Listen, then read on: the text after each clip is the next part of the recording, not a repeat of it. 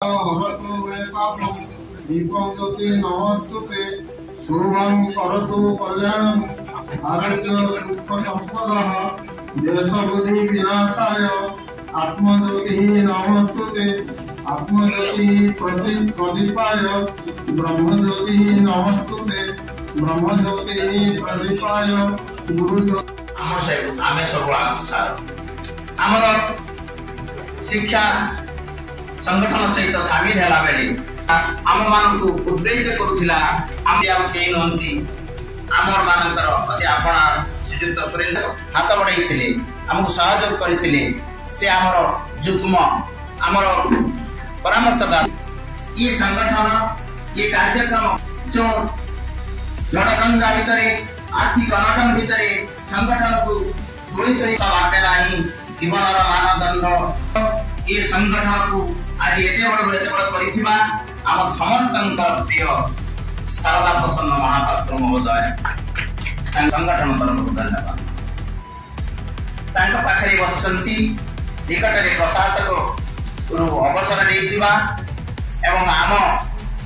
परामर्श जुग्म परामर्शदाता आम सुख दुखर साथी श्रीजुक्त कमल लोचन विश्वाल महोदय संगठन तरफ बनमाली ब्रह्मचारी गाँव हिसाब से आज आम समस्ते उपस्थित होई कार्य स्मृति को आम मन रखा जो श्राद्ध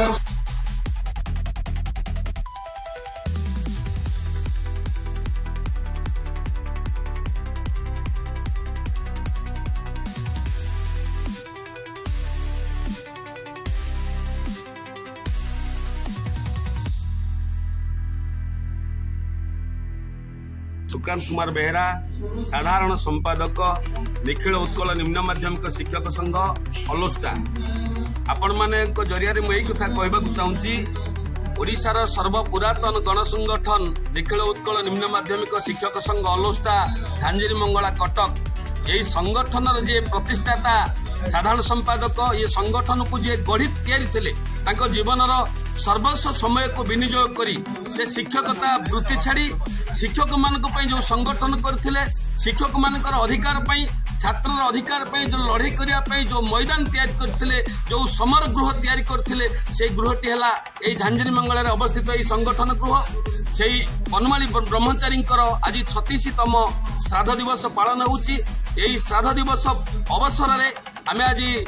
उद्घाटक भाव पाइचु कटक महानगर निगम मेयर श्रीजुक्त सुभाष सिंह महोदय एवं अन्यतम मुख्य अतिथि भाव में आम पाइचु इंजीनियर सोफिया फिरदोस महोदया जे कि कटक बारवाटी विधायिका या सहित आम एडिशनल डायरेक्टर श्रीजुक्त डॉक्टर विश्वजित घोष आज आसछंती एवं पुरी सूरजमल शाह कॉलेज प्राक्तन प्रिंसिपाल डॉक्टर सुरेंद्र जेना आज आम अतिथि भाव में पाइचु या सहित आम निमंत्रण करूँ ओडिशार समस्त गण संगठन शिक्षक संगठन नेतृत्व मैंने आसी ये संगठन को 25-30 वर्ष तले जो मैंने काम करुले सदस्य थे आज अवसर नहीं बनमाली ब्रह्मचारी को भल पाउथुबा अलोस्टा को भल पाउथुबा समस्त प्राक्तन शिक्षक मैंने